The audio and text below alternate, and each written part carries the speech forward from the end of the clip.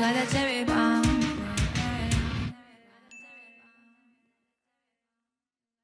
Welcome, everyone, to this very first live podcast that we've ever done here at Breaking Beauty. So this is a very, very special evening for us. If you're not familiar, we are Jill and Carlene. We're two beauty editors turned beauty podcasters, and we talk about the breakthrough people, products, and moments in beauty every single Wednesday.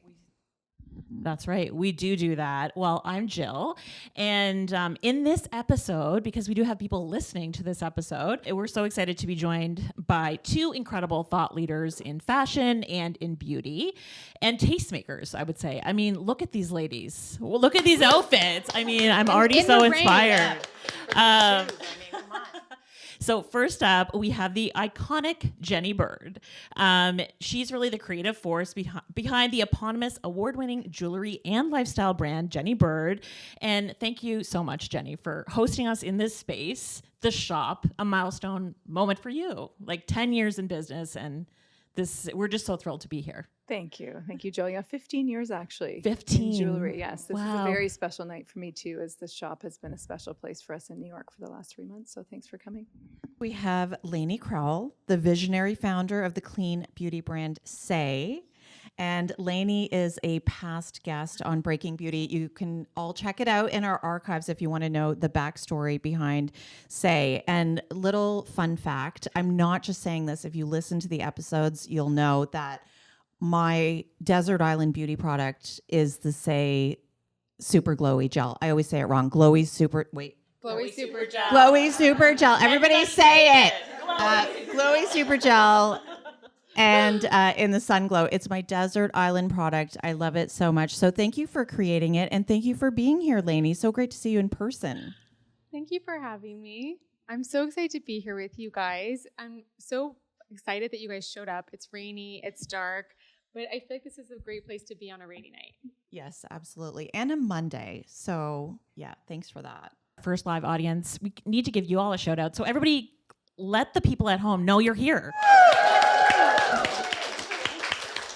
And for our listeners at home, if you happen to be in New York, the shop at Jenny Bird is here at 21 Spring Street. It's open until December 22nd. So come by, get those stocking stuffers, get styled. And it's just like such an inspiring space. So I highly recommend everybody comes in.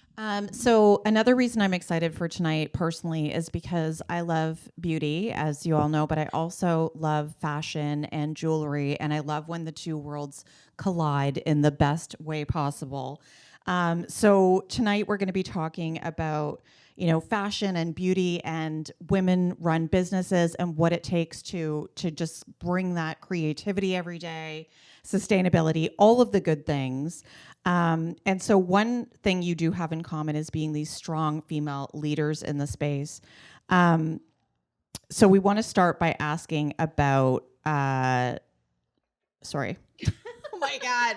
Redo. It's not live. It's not live. There you go. So we're gonna kick it off by talking about age inclusivity, because I feel like this is also something that both brands do so well. So Jenny, tell us how you manage to appeal to everyone. I love that your ads are so inclusive. But Gen Z, Gen X, different. So how do you kind of approach that? Well, there's one common theme for me. For us, we are marketing to and speaking to a person who wants to stay current, who wants to look her best, who wants to be in the now. And you do make that conscious decision as a person to decide whether you're going to stay in the game and feel modern and cool and look modern and cool as you age.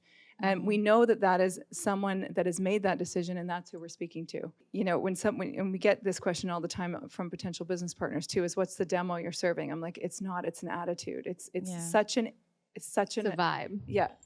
It's such a dated question now. I think the other really important takeaway for us is it's really built in, right? Like we have younger celebrities that have been wearing and endorsing the brand, like Hailey Bieber, Selena Gomez, et cetera. And then we have the older women that I look at, like Reese Witherspoon, Michelle Obama, Meg Ryan, that we have it built in, and then myself too.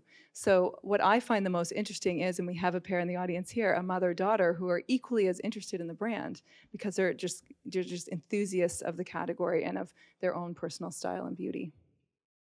Can't agree more. What about you, Laney? I love that you just said it's a dated question Oh, it is. because I totally agree. I think it's something, our motto is feel good, do good. Everyone wants to feel good. Doesn't matter how old you are. We do think a lot about our platforms though. So how are we speaking on TikTok? How are we speaking on Instagram? How are we speaking on Pinterest? We do tailor our conversation and our messaging and our look and our vibe a little bit to the platforms. And then ingredients. We do think a lot about ingredients. So I'm very acne prone. I've suffered from acne my whole life.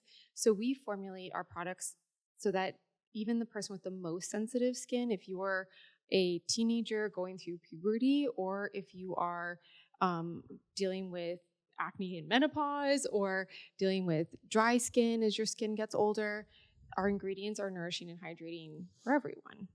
It's not about age. Yeah, I love that. The number of stories I wrote as a beauty editor at a magazine that was like 20s, 30s, 40s. And if like you're over 40, you're just dead, apparently. So you don't read those stories anymore. So I think it's important to note those signposts as we go along. So I want to ask both of you about dupe culture because it's one of my favorite topics. It's a juicy one.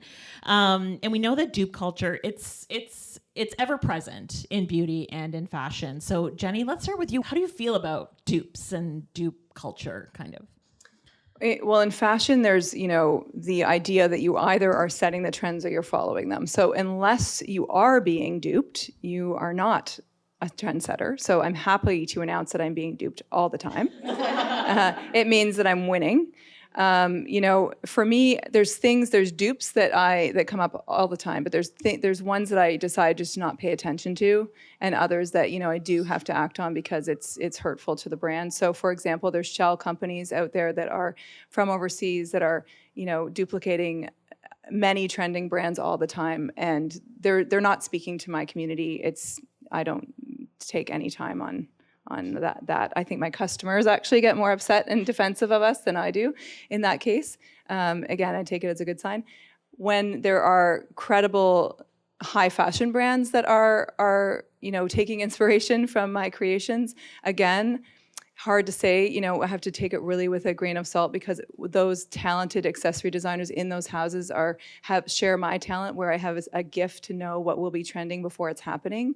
And so I'm able to deliver that high fashion look before it's really trending to our customers at our price point. Their designers are doing the same. So often I will pause and think are we all just tracking to the zeitgeist of that puffy earring, that puffy sofa being what is going to be trending, and I want to make that big dollop from your ear. A classic example from that was Bottega. They came out with their drop earring, basically around the exact same time as we did. And the interesting thing about that with dupe culture is we actually benefited from it because we became known on TikTok as the way to get that look for a reasonable price, right? For about a quarter of what Bottega, with our Nouveau Puff, for about a quarter of what Bottega was charging. And that was awesome because it really just showed the value in our designs as a house. So it becomes really interesting anyway. You have to look at it with a different lens. How about you, Laney? We see a lot of dupes in beauty culture. We see a What's lot your take? of dupes in beauty. I think I take a little bit of a no-nonsense approach to it in the sense of innovate or die. And if someone's duping me, that means I'm doing a great job. And if I'm worried about it, that's on me because that means I'm not innovating. I also just try not to look at competition. I think that we are all one. And so if I'm worried about competition, I'm just competing with myself. And if I get in that mindset of thinking a lot about other brands, there was another brand that launched a dupe, called it Sunglow. And I was pissed. And then I was thought to myself, I'm not going to waste my energy on this because it means I'm not spending time thinking about how I can be innovating and how I can be making something that is exciting and new, nothing that no one's ever tried before. And that's what I want to be bringing to the table. That's what I want to be proud of. So, I think you just got to keep moving.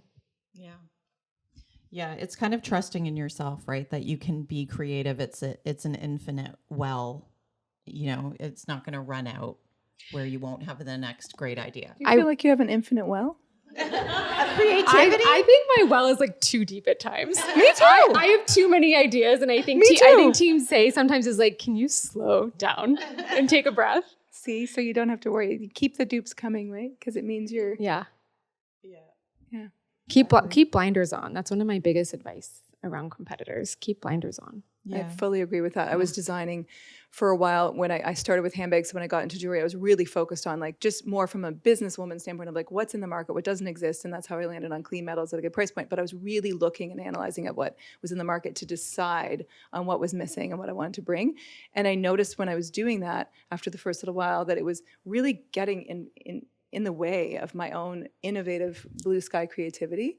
And so I just stopped completely. And it's basically been the birth of so much unique ideas and innovation on my side too. I remember when I was fundraising, all these male investors would say, well, there's so much competition. And I was like, I actually don't think there's any competition. There's nobody doing what I'm doing. So I want to ask about sustainability as well, because I know that's important to both of your brands. And I find in beauty, since I have an eye on that industry, but I think in fashion as well, there's just this thirst from retailers and from the world for newness that creates excitement. We were talking about innovation, but how do you balance sustainability with that kind of constant flow of newness that sometimes you might see in fast fashion, but you're not fast beauty and a fast jewelry line. So how do you balance this? Sure. Well, Say was born with the pillar of sustainability because of just my childhood. I was born in Colorado. My mom actually worked for the Solar Institute of America, which is a little difficult to think about when you think that we've known for all this time of what we could do. But she taught me from a young age that it's our job to leave the planet better than we found it. So when we would hike, my mom wrote a book on hiking with kids, actually. It's called Take 'Em Along. It's really cute. She would give me a bag to put in my pocket to pick up trash. This was when I was like 5 years old. So this is part of who I am, something I'm really passionate about. So it's always been a part of our DNA since we launched the brand. Oh gosh, how many months ago now? Maybe 2 or 3 months ago now, we launched the Say Climate Initiative, which is something I'm really proud of. We committed to collecting over 5 million pounds of plastic over the next 3 years. And it's just the beginning, honestly, of our commitment to doing the right thing. On our side, I mean, quality of the product is critical in our category. You have to have beautiful base metals, long-lasting plating, and then again, pieces that are timeless in their design. So they're modern, but they have a lot of longevity. You know, I want people to find JB, like I find really beautifully made vintage pieces in the vintage markets years to come. There's also a huge need for us in our packaging. We just did this beautiful overhaul of how the jewelry arrives to you so that it is industry leading in its sustainability there as well, and right down to the e-com box itself. I think it's just like that's just status quo now in terms of being responsible citizens to the planet, like you live in your home and like you walk around the world as well. Yeah, I love that. And speaking of timeless, I told you before we started tonight that I'm wearing these earrings, these Aurora earrings. I wore them in my passport photo, so they're going to look good in 10 years too. I'm banking on it, actually. And so both of you, what I really admire so much about both of you is the way that you both give back to your communities. Even tonight, like the proceeds from the sales or ticket sales are going to Planned Parenthood, which I just think is amazing. And Planned Parenthood is matching them. Oh, really? Yeah. Okay, fantastic. So, can you share a little bit about what charitable causes have inspired each of you most, and why it's important to like share the success of your brand with your community? Jenny, maybe you can start. Sure. So we at JB, it's important that everyone that is a part of the brand is contributing to that same cause, which for us is uplifting women in 3 stages of need. Through our Possibilities Fund. So every purchase supports that fund, and there's a percentage of it that gets directed down into it. And then we are actively applying those funds in 3 stages, like I said, of need. So there's first urgent need, and then mental wellness, and then mentorship. This is actually part of the pillar of mentorship where we're sharing our programming and sharing thoughts and experiences in building a company to aspiring founders of the community and uplifting other women through this type of event. But to me, it's important that cyclical figure 8 flow of energy and intention when it comes into the brand, the way that Jenny Bird earrings or the jewelry, whatever your piece you're wearing uplifts you and makes you feel confident and just stand a little bit taller, that then is going to flow back and support another woman to feel the same. That's beautiful. Thanks. How about you, Laney? I think a lot about giving back. It's interesting. Right now, I live in a really small community. So I moved out of New York and I live in a small town. And when we moved there, my husband said, if we're going to live here, we have to be part of the community. And I honestly don't know if I'd ever really thought of community in that way because my background is in social media. And so the word community to me had always meant like this online platform.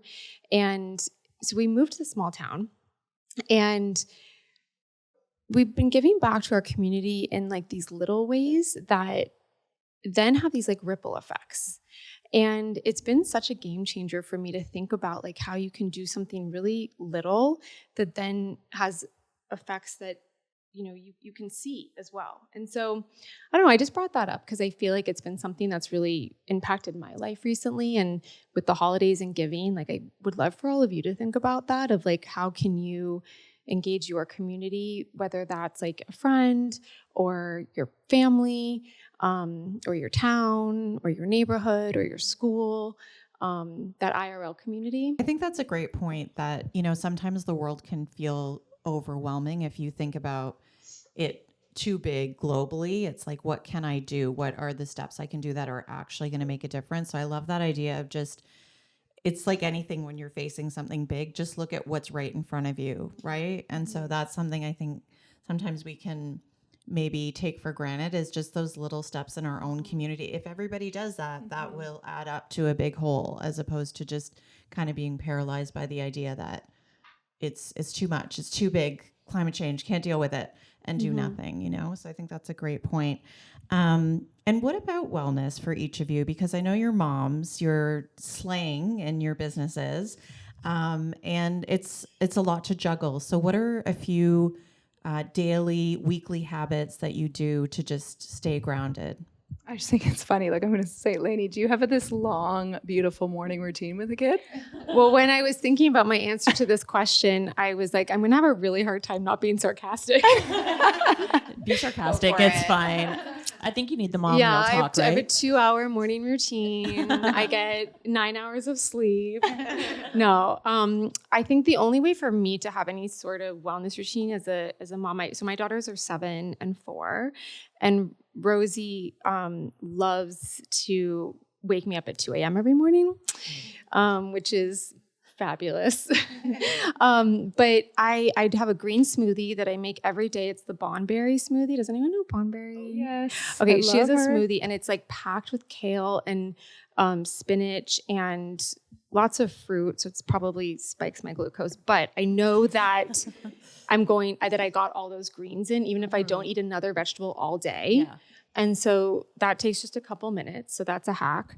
I have I just sent this to my friends recently. It's a Deepak Chopra meditation on YouTube that's really great. And if I wake up 10 minutes earlier than my kids, I'll put that on and do that. I had a third one. What was it? Oh, yeah.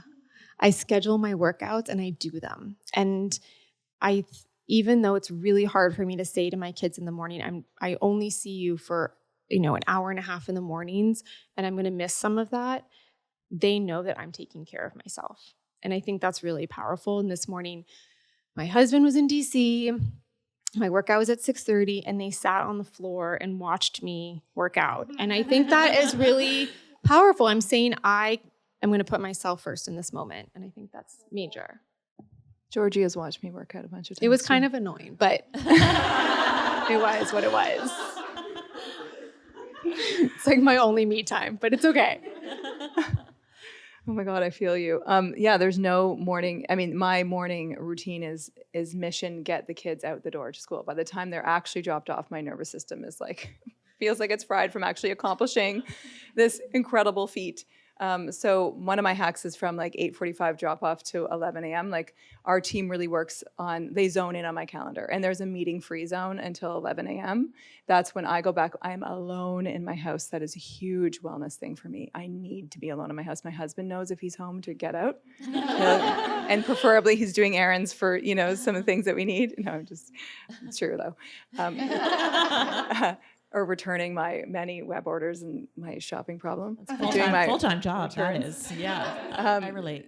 No, so I do that. And then a big one for me is sleep. Like I really realized I actually wasn't conscious about how I was not allowing myself to rest when I was tired. Like I was physically so tired, and I would push myself and not, like I actually allow myself to go to bed when I am tired instead of pushing through and then getting that like extra burst of energy late at night and staying up too late. And that's been a huge thing. We know that sleep is the number one factor for wellness, overall mental health too. So that's a really big one for me. Yeah. Paint the picture of your bedside. I'd like to know. Is there a blackout eye mask? What do you have to get the sleep hygiene going? So anything? A Sutra is that beautiful. It's backed by, a Sutra cream and sleep mask, and it's melatonin and magnesium based lotion. You put it on instead of like whatever regular lotion you put on at night. It's unbelievable. That sounds good. It's beautiful. Where do you put it? So I do it like on where I feel like it will really like actually get involved in my circulatory system. So like on my feet, up my lower legs, on my pulse points behind my neck, and on my chest and belly. Again, it's just a lotion application.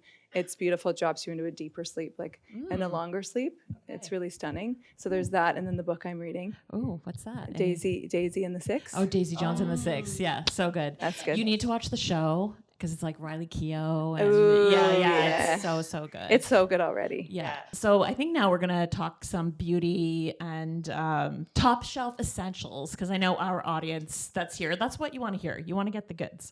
So Jenny, I'm going to start with you. What are your top 3 difference makers on your top shelf that you can't stop yapping about? Like you're in your group chat telling your girlfriend, like what fragrance is it? What is it? A face cleanser, the melatonin cream. Okay, so I'm in my skincare era. Yes. Mainly because I'm freaking out that I'm committed to natural aging, which I'm really excited about. However, I'm close to 50, so things are getting real. So my big thing is exfoliation and hydration, those 2 things. So my top 3 are those, and they have been game changers for me in those areas. So the first one is Wise Beauty's Your Favorite X Exfoliating Pads. This is Molly Sims' line. These things are phenomenal. They smooth and brighten, literally. And like I have an issue with flakes, and especially in the winter with my dryness. I do not have them anymore since using these pads. They're so effective. And then you can take a couple with you when you travel as well. The second one would be You Beauty's Resurfacing Flash Peel. And that's basically as close as I can get. I don't have time to go into an office to have more of a deeper exfoliation done. So once a month I use that. It sits on your face for 10 minutes and it looks like you've been to an office and gotten like a deeper peel exfoliation. And my third would be Sahajan. That's actually a Canadian line of skincare. It's earthy and so nourishing. And I use their Radiance Serum and their it's called Nourish Creme Riche. They're like very thick, beautiful, nourishing day cream. And it's Ayurvedic skincare. So there's something about it. It feels like food for your skin. And those would be my top 3. That line's incredible. Those were really good, detailed answers. You better step up, lady. Let's hear it. Seriously. Okay, so I am really into this Italian hair brand, and I was joking that I was going to say it in an Italian accent, and I'm not going to. But it's called, I think you pronounce it Davinus?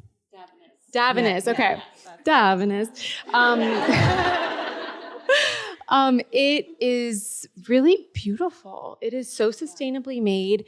They are so passionate about the way the products are grown and harvested, and it's really stunning. And I feel like it's slept on, but I love their hair masks. I love their shampoos. It's a must check out line.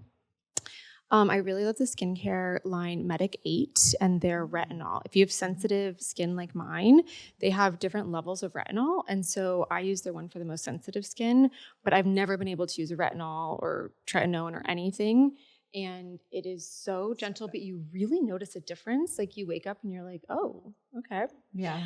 And then what was my By the way, we have a I promo was just gonna code. say, Everybody. Beauty for 20% off. Exactly. Code beauty 20% off. We'll link to it on our website. for Medicaid For Medicaid. you guys, it is so like go run. Don't like I use their hydrating serum, I use their moisturizer, I use their retinol. It's a really great brand. Where's it from? It's from the UK. The UK. Yeah. Yeah. And then I use All Say makeup.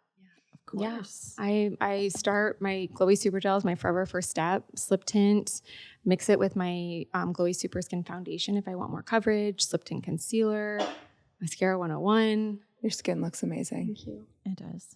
And so It's- does mine. Mine's glowy too. It's Say. It's Say. Say is skincare with a little bit of makeup, a little bit of pigment. That's the way to think of our products. So it's skincare, it's hydrating, it's nourishing, it's brightening, it's all the things that you want your skincare to do, but with your makeup. So my face would normally be matte dry right now. And do I have some dew still? You do. Because of Say. You told me- signature Say Glow. So Laney told me that slip tint would change my life. And she's right. Like I literally have 2 minutes and I throw it on with the Sleeper Glowy Gel. And you look amazing. Yeah. I'm loving the girl talk right now. So let's talk about holiday dressing because the holidays are here and you both have such exquisite taste. So we just need a couple tips. What are you wearing to your holiday parties? Tell us what's new. What's exciting you? Poppy red. Okay. Not because it's Christmas or Hanukkah, whatever you're celebrating at the holiday season. Not because of the season, because poppy red is going to dominate next year as well as navy. I'm calling it now. Ooh, love that. Can everybody in the back row see Jenny's shoes and anklet Kick it up, situation? kick it up. Yeah, This we is need a bra- this we is need a- a moment. Anklet. It's her shoe and So- anklet. The other thing to consider is important. when you have anklets, like don't just save them for the summer with sandals. Like if you have strappy shoes for the holidays, you can really update them. You can take a pearl necklace That if it's is long enough, so wrap fab. it around your ankle. It's so fun. This part of the leg from the knee down now with the sheer stockings, we were talking about this before, is really becoming intentional, and it's a really fresh spot to showcase your style. That is a great tip. I love that. Pearls around a shoe, even if it's not strappy, pearls around your favorite black shoes, ankle, like your favorite black pumps for the holidays with last year's black dress, and just stack that ankle. You can wrap chains with the pearls around the ankle. It's best. She's so clever, and I just want to call out a couple more things because Jenny's so great at this. But these ear cuffs, I forget what they're called. The nonstop. No, that's the nonstop earring. These two are silly ear cuffs. So there's one small one and one bigger one, and They just wrap around, and so there's no piercing involved. So it's so clever, a way to have like the ear candy and stack and get this vertical. And also the way that Jenny stacked her earrings, she's done the small one in front instead of in behind in the first hole. So usually you would do it the other way, but it just gives this beautiful dimension. So she's a great one to follow for these little styling tricks, honestly. Thank you. Did we get what Laney wears? Holiday, I don't- Laney. I don't know, guys. I the scarf you This, came in with. yeah. I that do was- Yeah, love that was I do super love a chic. scarf. I just posted about how to tie it on I think my Instagram or my TikTok. I love actually posting. I post a lot about fashion because I used to be a fashion editor and then I was an accessories editor before I moved into beauty. I am really into bodysuits and I wish I had changed into mine before coming here because the sweater's a little warm. I agree. Yeah. I just ordered a Wolford bodysuit. Yeah, yesterday. Wolford is the best, but what else is I like the Skims ones are good, the Good American ones are good. Like a great bodysuit changes everything because then you can just put on a pair of jeans, put on any pair of pants, and you just look holiday, layer a bunch of jewelry, you're ready to go. Donna Karen had it right. Yeah. If anyone is like a great listen is your first appearance on this pod. I loved listening to your background and your story. thank I think it you. really makes you understand the intention behind Say, and it's just a wonderful listen. If I'm sure you guys will link that. Yes, we will. We will. We're going to link all of the past episodes that are related to this and everything you guys have talked about in our show notes because we know people will want to take notes.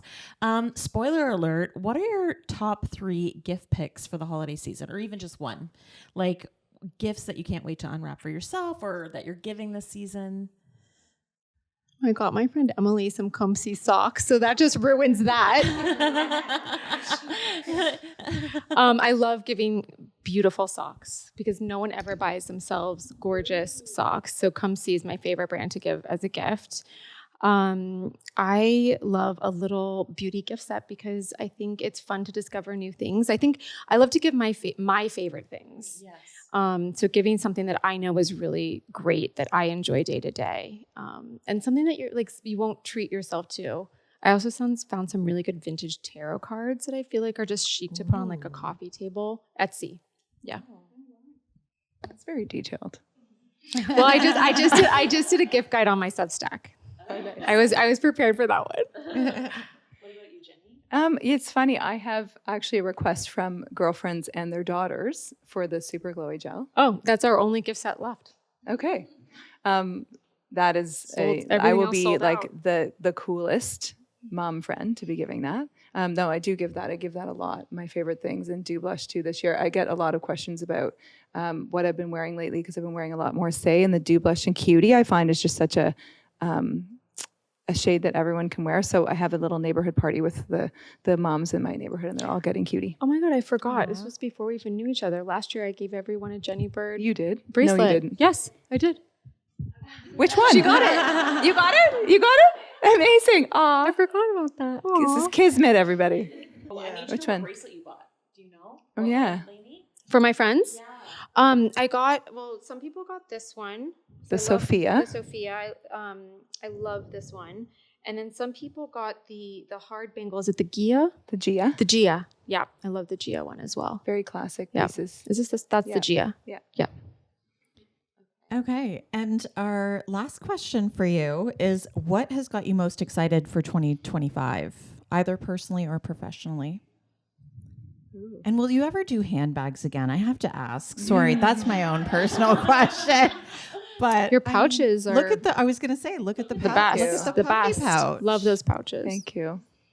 I'm actually excited about that category. We call it goodies, and it's everything that the jewelry fanatic would want to enjoy jewelry more in their life. Better jewelry travel cases. Those little cases do not do it. We have chunky jewelry at JB. They won't fit. So we have some really innovative things coming. These roll-up jewelry cases cool. that like more classic jewelry. Oh, there's lots of nods in the crowd. Like jewelry wholesale agents will use, and it's literally like the whole kit and caboodle of like the Jenny Bird dream basically case, but it would carry all of the stuff that you would like other jewelry you have in your closet on your trips into the beach and everything, and it's a soft case that would hook onto the back of a bathroom door and just hang down, not these little. It's really antiquated, the jewelry industry, for home storage and for travel. So very excited to innovate that way and make better things for us to store and move around the world with our jewels. Okay. 2025 sneak peek. What about you, Laney?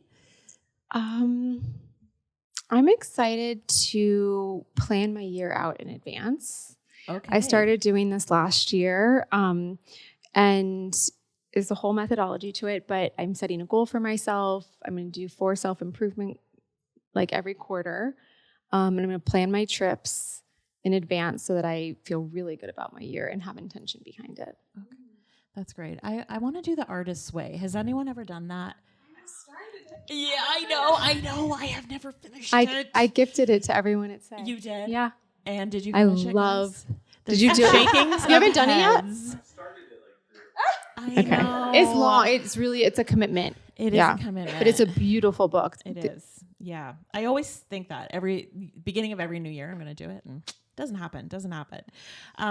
So I think that wraps up our conversation. Anybody have any questions for our lovely guests? Or for us. Here's one over here. So it's Lisa, and she was wondering what lie or narrative either of you had to overcome in your careers and your founder journey. I think mine is similar to one that you had shared a bit about on this pod or in your earlier episode, is that you have to have connections in the industry that you're trying to build something in to actually be successful. And surprise, surprise, you can make your own.